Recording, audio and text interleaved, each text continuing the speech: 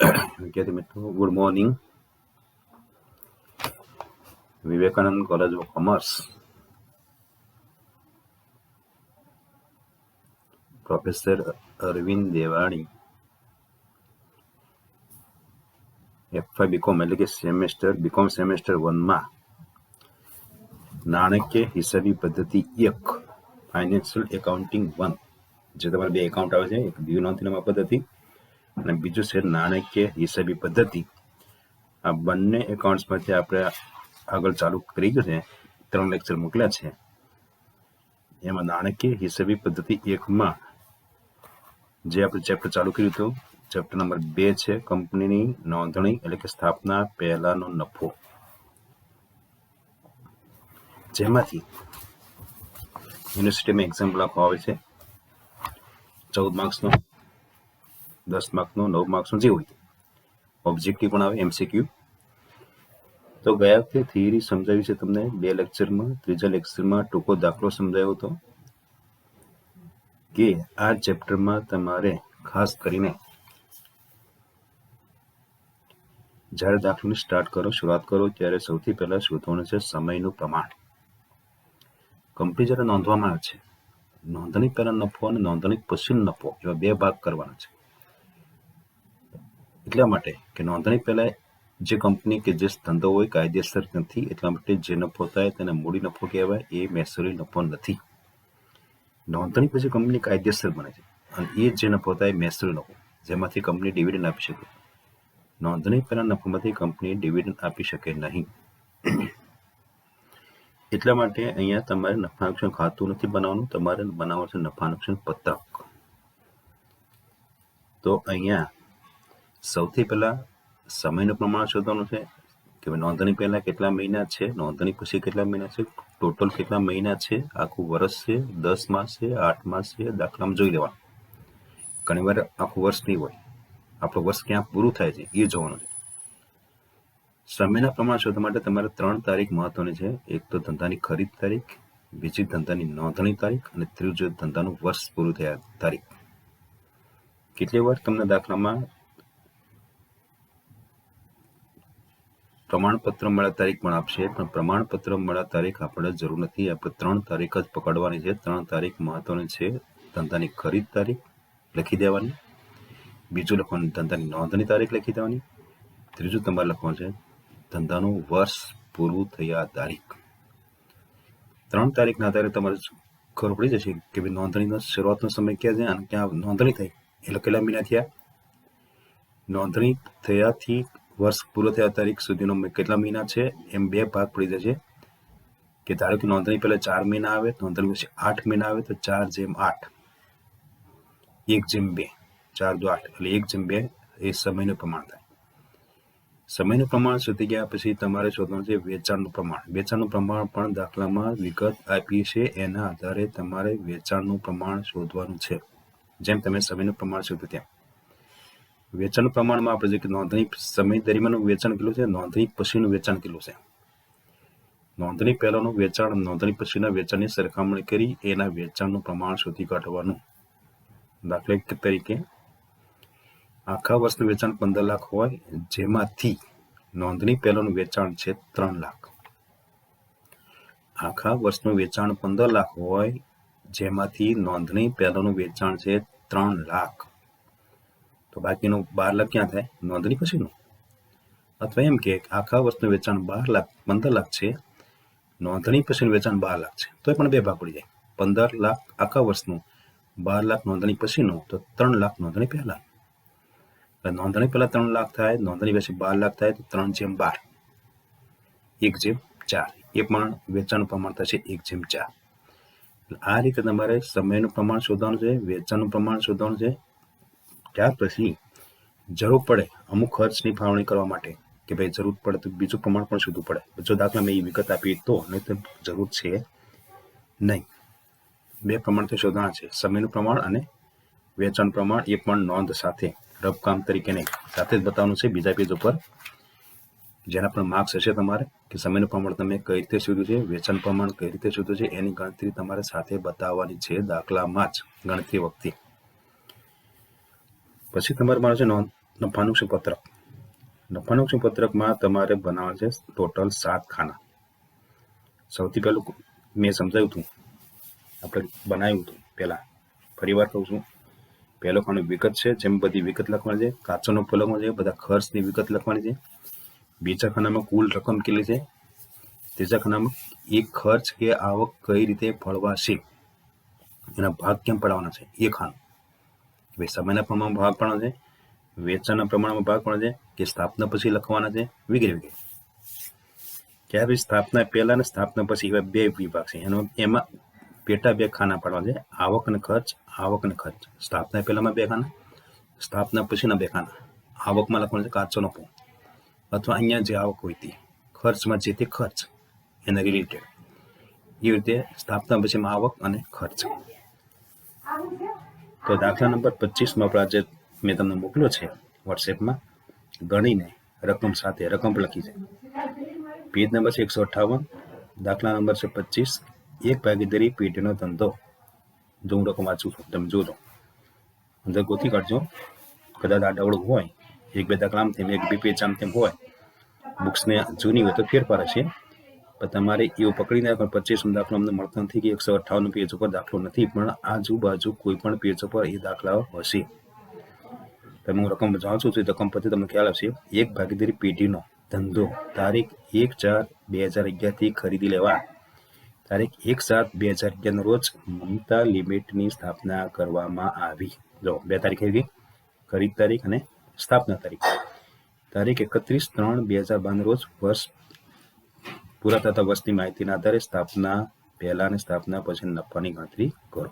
જો 3 તારીખ આવી ગઈ, ધંધાની ખરીદ તારીખ, ધંધાની સ્થાપના તારીખ અને વર્ષ પૂરી તારીખ. ધંધાની ખરીદ તારીખ થશે 1/4/2011, સ્થાપના તારીખ થશે 1/7/11 અને વર્ષ પૂરું થશે 31/3/11.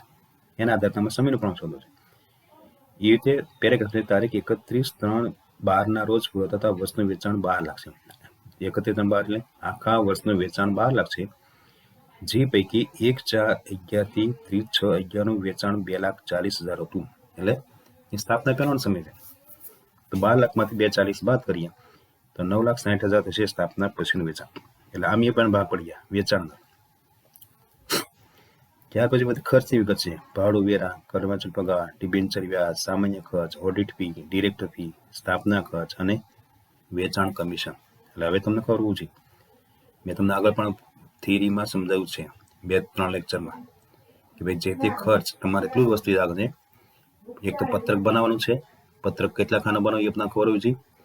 નફાનુક્ષીનું પત્રક બની ગયા પછી સમયનું પ્રમાણ શોધવાનું છે, વેચાણનું પ્રમાણ શોધવાનું છે, કાચો નફો મૂકવાનો છે. સૌથી પહેલા કાચો નફો કોના આધારે પડવાય? કાચો નફો વેચાણના આધારે પડવા છે. વેચાણ પ્રમાણ તમે શોધ્યું છે, કાચો નફો કેટલો છે એના 2 ભાગ પાડી દેવાના. સ્થાપના પહેલા કેટલો કાચો નફો આવે, સ્થાપના પછી કેટલો કાચો નફો આવે. ત્યાર પછી જે તે વિગત લેવાની, કે ભાડો, વેરા, પગાર હોય, ડિબેન્ચર વ્યાજ હોય, ઓડિટ ફી જે હોય, બીજા જે તે ખર્ચ હોય. એટલે આપણને ખબર પડવી જોઈએ આ ખર્ચ સમયના આધારે ફાળવવાનો છે, આ ખર્ચ વેચાણના આધારે ફાળવવાનો છે, આ ખર્ચની ફાળવણી કરવાથી બધો ખર્ચ નોંધણી પછી મુક્તના ખાના મૂકવાનો છે. અને અમુક ખર્ચ એવા આપ્યો જેને તમારે ગણતરી ધ્યાનમાં રાખવા નથી, અડવાનું જ નથી, એને ધ્યાનમાં રાખવું નથી. એવા ખર્ચ પણ આપે ભૂલ કરવા માટે પેપર સેટર પેપરમાં. એટલે આપણને ખબર પડવી જોઈએ કે કયા ખર્ચ કોને આધારે ફળવાશે. મેં વિગત લખીને મોકલી છે, એ તમે જોઈ લેજો. અંદર પણ આપ્યું છે કે ભાઈ વેચાણને આધારિત ખર્ચ હોય, વેચાણના પ્રમાણ ફાળવવાના. બાકીના ઓફિસના ખર્ચા બધા સમયના આધારે ફાળવવા છે. અને 5-6 ખર્ચ મેં તમને વિગત આપી છે, એક ફાળવવા નથી, પૂરેપૂરા લખવા છે નોંધણી પછી. અને અમુક ખર્ચ જે વેપાર ખાતામાં તમે લખતા હતા, એમાંની કોઈ વિગત આપી હોય તો તેને તમારે કોઈ જગ્યાએ નોંધ કરવાની નથી. વેપાર ખાતામાં કયા ખર્ચ લખતા હતા? વેપાર ખાતામાં આપણે ખર્ચ લખતા હતા મજૂરી, આવકના ગાડાભાડું, દૂર, જકાત.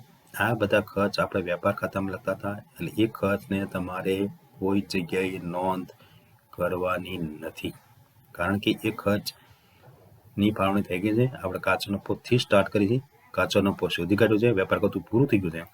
આપણે સ્ટાર્ટ કરી છે નફા નુકસાન ખાતાથી. એટલે નફા નુકસાન ખાતામાં જે ખર્ચ અને આવક આવે એ જ તમારે લખવાનું છે, બાકી નહીં. એની ફાળવણી કરવાની છે કે ભાઈ નોંધણી પહેલાં કેટલા આવશે, નોંધણી પછી કેટલા આવશે, એના આધારે ભાગ પાડી દો. એક બાજુ કાચા નફામાં કાચો નફો ટોટલ થશે, બીજો ખર્ચનો ટોટલ થશે. કાચા નફામાંથી ટોટલ ખર્ચ બાદ કરો એટલે ચોખ્ખો નફો આવશે નોંધણી પહેલાં.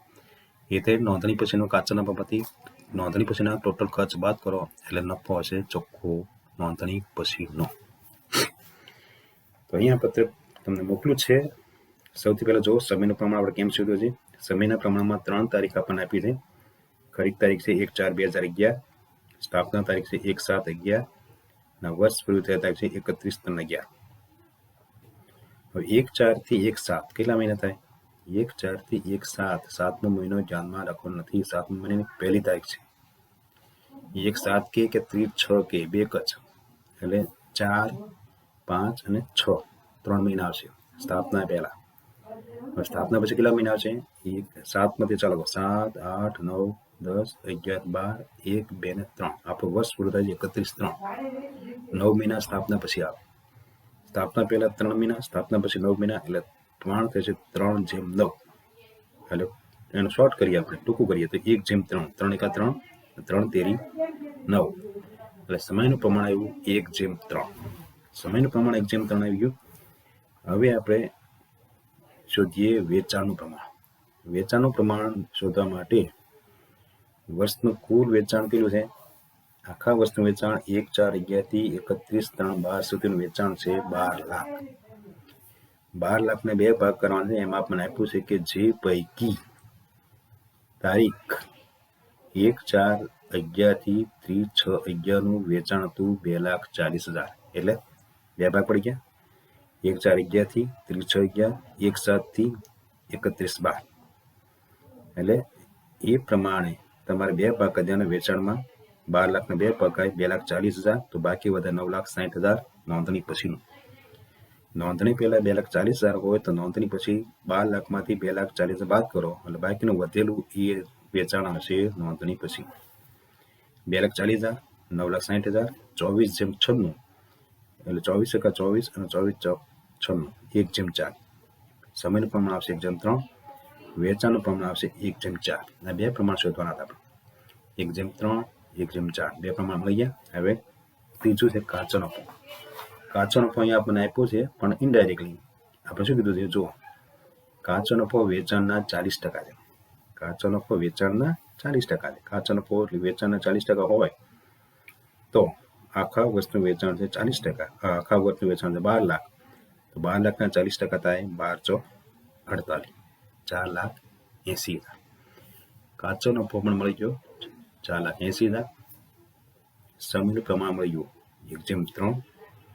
વેચાણનું પ્રમાણ મળી ગયું 1/4. 1/3, 1/4 અને કાચો નફો 4,80,000. બાકીના ખર્ચની વિગત આપી છે. હવે આપણે નફા નુકસાન પત્રક બનાવી દીધું છે.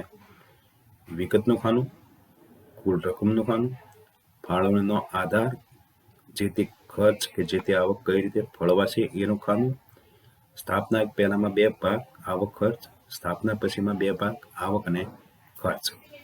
ઓકે, આ રીતે તમે પત્રક બનાવજો. તમે પણ જાતે દાખલો ગણજો જોયા વગર. ભલે હું દાખલો ગણીને મોકલું છું, ફરીવાર તમે જાતે ગણજો જોયા વગર. તમે પત્રક બનાવજો. પત્રકમાં 7 ખાના લખવાના છે. ઉપર લખવાનું છે મમતા લિમિટેડનું તારીખ 31/3/2012 રોજ પૂરા થતા વર્ષનું નફા નુકસાનનું પત્રક. ખાતું નહીં, નફા નુકસાનનું પત્રક. સૌથી પહેલા તમારે મોકલજો વિગતના ખાનામાં. સૌથી પહેલા કાચો નફો. કાચો નફો કેટલો આવ્યો? કાચો નફો 4,80,000. હવે આપણને ખબર છે કાચો નફો 4,80,000. વિગતમાં કાચો નફો કુલ રકમમાં 4,80,000. હવે ફાળવણીનો આધાર. કાચો નફો કઈ રીતે ફળવાય? કાચો નફો સમયના આધારે ફળવાશે કે વેચાણના આધારે? એ આપણને ખબર હોય છે. કાચો નફો ફળવશે વેચાણના પ્રમાણમાં. વેચાણનું પ્રમાણ શું છે? 1/4. તો 1/4ના 2 ભાગ કરીએ તો 4,80,000 ગુણ્યા 1/5.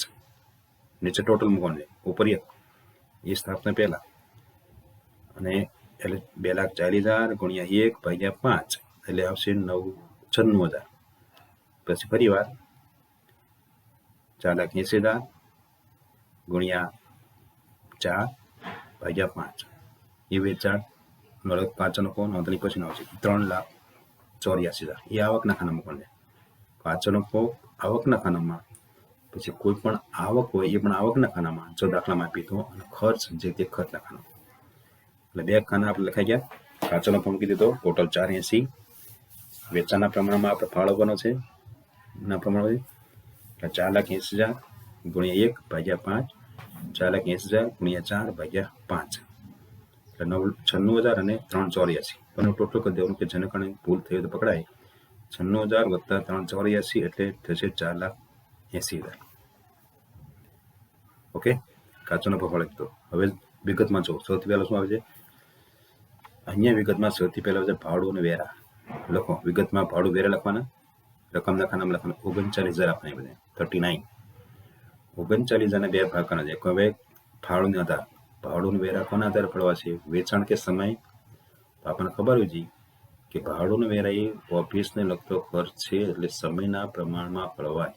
કે ભાઈ નોંધણી પહેલા કેટલું ભાડું થશે, નોંધણી પછી કેટલું ભાડું થશે, જેના આધારે ખર્ચના ખાનામાં લખવાનું છે. ખર્ચ ખર્ચના ખાનામાં, આવક આવકના ખાનામાં. એટલે સ્થાપના પહેલા બે ભાગ રાખ્યા છે, આવકનો ખર્ચ. સ્થાપના પછી બે ખાના રાખ્યા છે આપણે, આવકનો ખર્ચ. કાચો નફો આવકમાં મૂકી દીધો, અને ભાડું વેરા 39,000 એ સમયના પ્રમાણમાં ફાળવે છે. સમયનું પ્રમાણ છે 1:3. તો 39,000 ગુણ્યા 1 ભાગ્યા 4 એ નોંધણી પહેલા, 39,000 ગુણ્યા 3 ભાગ્યા 4 એ નોંધણી પછી થશે.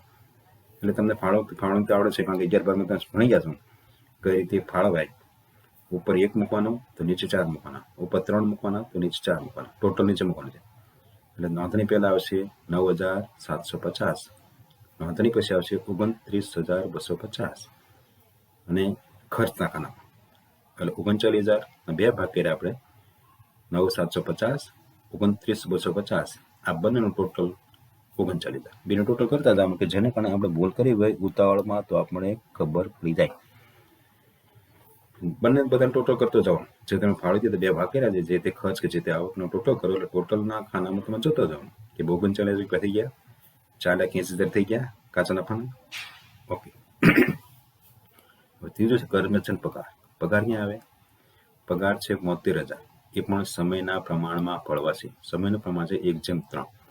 72,000 ગુણ્યા 1 ભાગ્યા 4 એ નોંધણી પહેલા, 72,000 ગુણ્યા 3 ભાગ્યા 4 એ નોંધણી પછી. એટલે 72,000 બે ભાગ કર્યા 1:3, તો 18,000 નોંધણી પહેલા આવશે, અને 54,000 આવશે નોંધણી પછી. એટલે એ પણ ખર્ચના ખાનામાં. હવે ત્રીજું આવશે ડિબેન્ચર વ્યાજ. ડિબેન્ચર વ્યાજ આપ્યું 18,000. ડિબેન્ચર વ્યાજ આપણને ખબર છે. ડિબેન્ચર વ્યાજ કોના આધારે ફાળવે છે? ડિબેન્ચર વ્યાજ કોઈના આધારે ફાળવો નથી, પૂરેપૂરું લખવાનું છે નોંધણી પછી. એટલે તમારે ફાળવણી આધારમાં લખવાનું છે સ્થાપના પછી. એટલે બધો ખર્ચ પૂરેપૂરો 18,000 તમારે સ્થાપના પછીના ખાનામાં લખવાનું છે. એટલે ખર્ચની વિગત આપી છે, મેં યાદી આપી છે. 5-6 ખર્ચ એવા છે કે જે તમારે એને કોઈ ભાગ કરવા નથી, પૂરેપૂરા લખી દેવાને નોંધણી પછી. જેમ કે ફરીવાર જોઈ લો, ન યાદ હોય તો ફરીવાર લખી લીધો.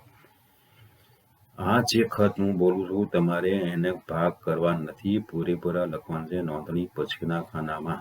એમાં નંબર 1 ડિબેન્ચર વ્યાજ, નંબર 2 ડિબેન્ચર વટાવ, નંબર 3 સ્થાપના ખર્ચ, નંબર 4 પ્રાથમિક ખર્ચ,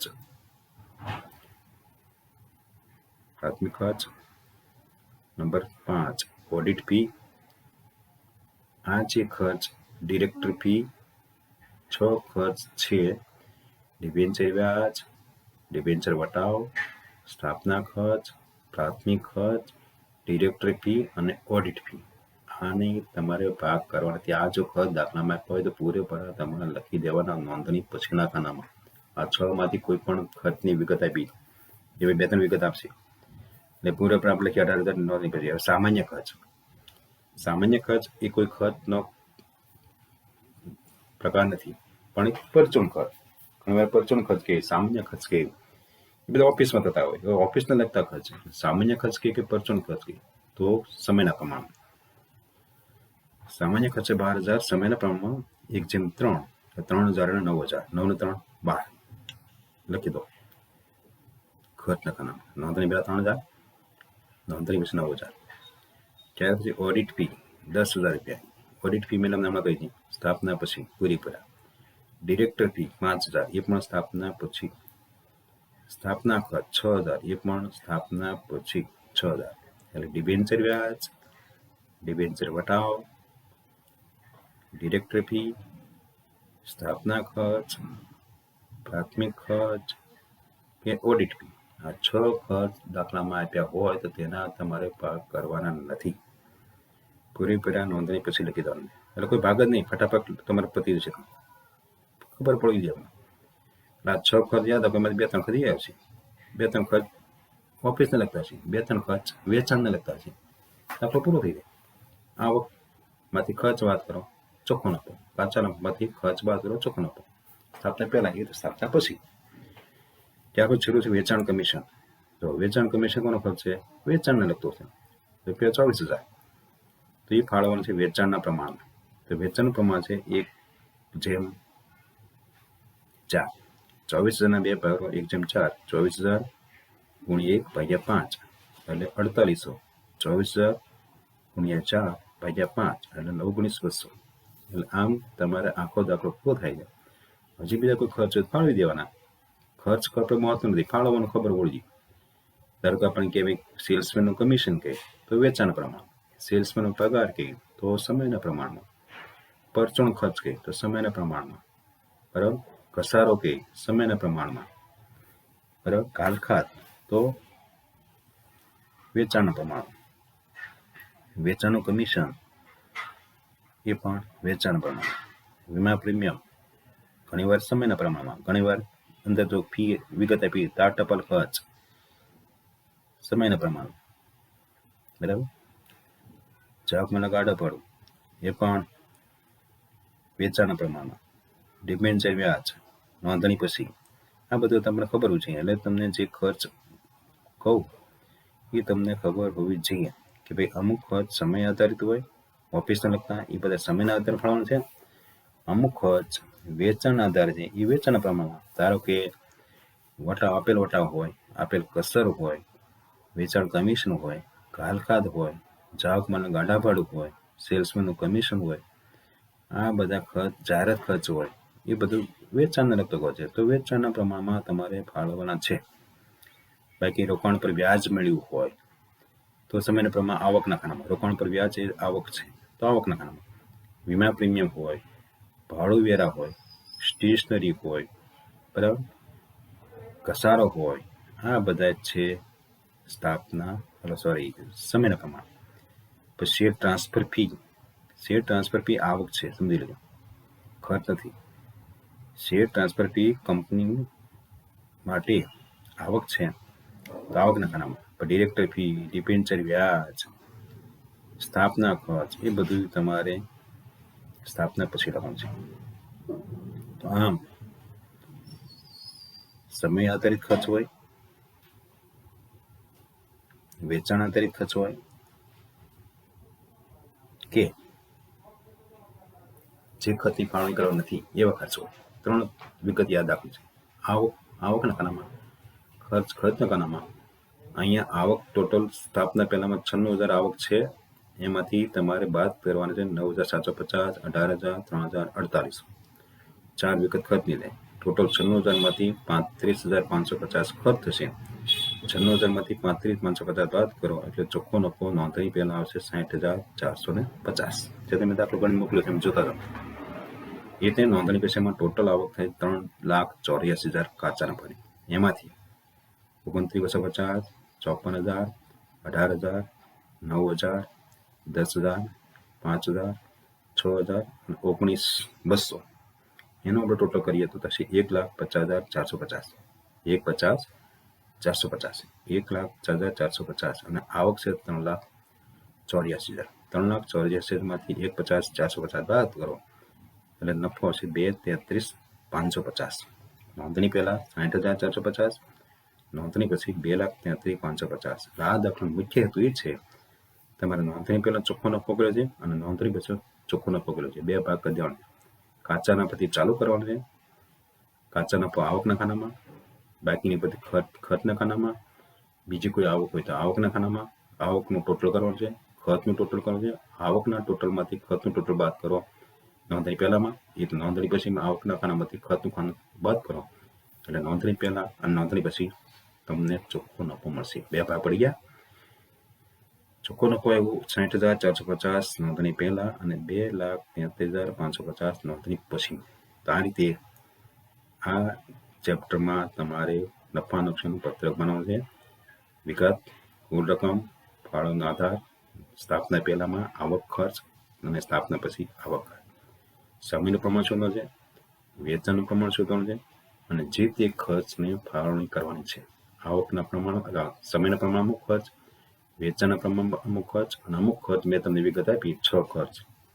એની કોઈ નોંધ એની તમારે ફેરફાર કરવાનો નથી, પૂરેપૂરા લખી નાખજે નોંધણી પછી. શેર ટ્રાન્સફર ફી હોય તો આવકના ખાનામાં નોંધણી પછી એ આવક છે એ પણ ભાગ કરવાના નથી. શેર ટ્રાન્સફર ફી, શેર ફેરબદલી ખર્ચ, શેર ટ્રાન્સફર ફી કે અથવા ગુજરાતીમાં કહે શેર ફેરબદલી ફી. શેર ફેરબદલી ફી એટલે કંપની માટે આવક છે એટલે આવકના ખાના લાવવું જાય, ખર્ચ નથી. ઘણા વિદ્યાર્થી ખર્ચ સમજે. શેર ટ્રાન્સફર ફી, શેર ફેરબદલી ફી એ આવક છે કંપની માટે, શેર હોલ્ડર માટે ખર્ચ એટલે કંપની માટે આવક એટલે આવકના ખાના લખવાનું છે. આ રીતે નેક્સ્ટ ટાઈમ બીજો દાખલો ગણીશું. આગળની થિયરી જો લઈ જાઓ, 3 લેક્ચર મોકલી છે, ટૂંકા દાખલા મૂકી છે, MCQ આગળ આપ્યા છે પેજ ઉપર. સૌથી પહેલા તમારું ચેપ્ટર પૂરું થાય એટલે પ્રશ્ન આવશે, સ્વાધ્યાય ચાલુ થાય એમ હેતુલક્ષી પ્રશ્ન આવે, હેતુલક્ષી પ્રશ્ન પૂરા થાય પછી તમારે આવે છે MCQ, બહુ વિકલ્પ પ્રશ્નો જો આપ્યા છે એ બધા કરી નાખજો, કારણ કે આ 14 માર્કનો યુનિવર્સિટીમાં MCQ નો પ્રશ્ન આવે છે. આમાંથી જ આવશે. તમને બુક જોતી હોય 15-20 આપ્યા છે, 21 આપ્યા છે, અમુકમાં 20 આપ્યા જે હોય એ ટાઈપના જ છે. એ પણ દાખલા મૂકીશ ઘણી, એ પણ તમને હું સમજાવી દઈશ. પણ એ પહેલાં આટલું તમે કરી રાખજો. નેક્સ્ટ ટાઈમ દાખલો કરશું અથવા MCQ ના કરશું, આ ટોકા દાખલા કરશું. ત્યાં સુધી તમે જોતા રહેજો. Thank you.